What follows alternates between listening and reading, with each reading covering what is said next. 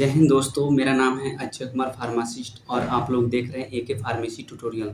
दोस्तों, आज के इस वीडियो में हम बात करेंगे लैसिक्स इंजेक्शन के बारे में।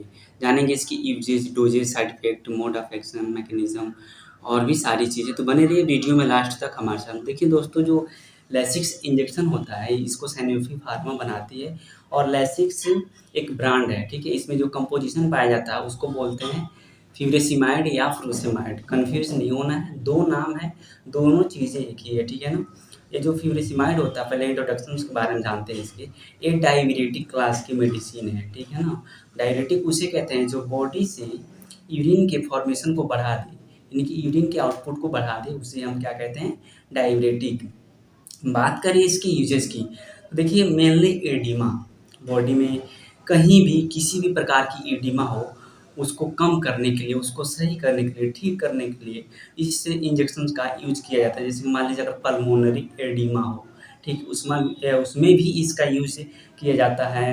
उसको ब्रेन में कोई एडिमा हो उसमें भी इसका यूज़ किया जाता है। चाहे एब्डोमिनल ही एडिमा क्यों ना हो उसमें भी इसका यूज़ किया जाता है। या हाथ पैरों में कहीं एडिमा हो गया हो उसको भी ठीक करने के लिए इसका यूज़ किया जाता है। उसके बाद से दूसरा जो मेन इसका यूज़ देखा गया और किया भी जाता है, वो क्या है कि यूरिन के फॉर्मेशन को बढ़ाने के लिए। मान लीजिए कोई पेशेंट है और उसका यूरिन आउटपुट नहीं आ रहा है, ठीक है, तो उस कंडीशन में क्या करेंगे हम, इसे लैक्सिक्स इंजेक्शन का यूज़ करेंगे। उसके बाद से अगर किसी का हाई ब्लड प्रेशर है, बीपी बहुत ज़्यादा बढ़ गया है, तो उसको भी कम करने के लिए इंस्टेंटली, मतलब कि अगर तुरंत ही बीपी कम करना है तो लैसिक्स इंजेक्शन लगा देंगे। बाकी और भी सपोर्टिव मेडिसिन चलेंगी, एंटी हाइपरटेंसिव मेडिसिन चलेंगी, लेकिन साथ में इसको भी दे दिया जाएगा ताकि अच्छा रिस्पॉन्स मिले।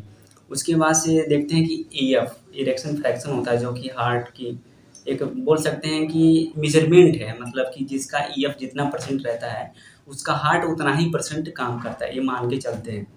तो मान लीजिए जिसका ईएफ बहुत कम है, 15-20 है, 25 है, तो उसका हार्ट तो कम काम करेगा ही। तो उस कंडीशन में क्या होगा, अगर बीपी ज़्यादा बढ़ा रहेगा, नॉर्मल भी बीपी रहेगी ना तब भी दिक्कत हो सकता है, हार्ट को ज़्यादा काम करना पड़े, कार्डियक अरेस्ट होने के चांसेस हो जाते हैं। तो उस कंडीशन में क्या करना होता है कि बीपी को हमेशा लोअर साइड में रखना होता है, ठीक है। तो उसमें भी लैसिक्स इंजेक्शन दिया जाता है।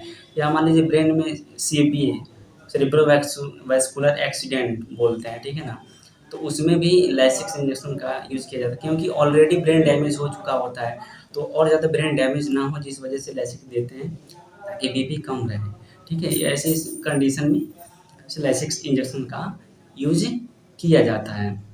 उसके बाद से अगर मान लीजिए लीवर में कोई प्रॉब्लम है, जैसे कि लीवर डिजीज़ है, किडनी डिजीज़ है, तो भी Lasix injection as a supporting medicine दिया जाता है, ठीक है। ये तो रहे इसके मेन यूजेस। बाकी जो डॉक्टर हैं अपने अपने एक्सपीरियंस के अकॉर्डिंग अलग अलग बीमारियों में इसका यूज़ करते हैं। बाकी बात करते हैं इसके डोजेस की, तो इसकी जो डोज होती है ना, अगर पर केजी बॉडी वेट के हिसाब से देखा जाए तो 2 mg पर केजी बॉडी वेट के हिसाब से पर डे एक ह्यूमन बीइंग को दे सकते हैं, ठीक है ना।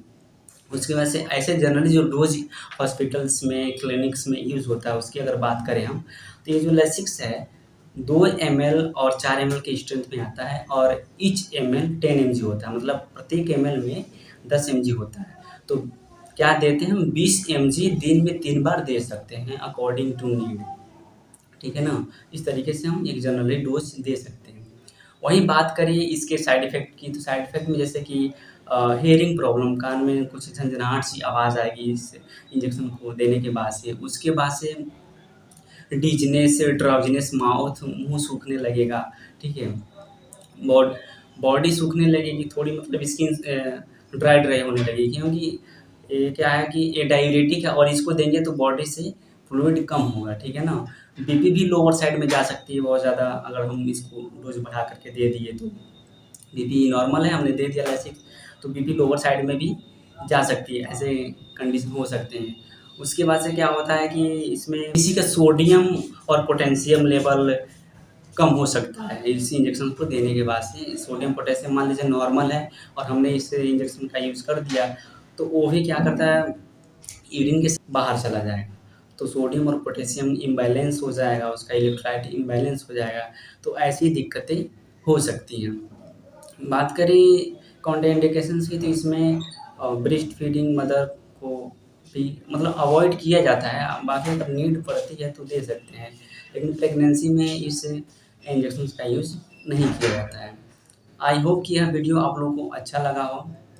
अगर कोई भी जानकारी ऐसी है कि छूट गई है, मैंने वीडियो में नहीं बताया, ज़िक्र नहीं किया है, तो आप लोग कमेंट करके अपना सजेशन दे सकते हैं। जय हिंद, मिलते हैं अगले वीडियो में।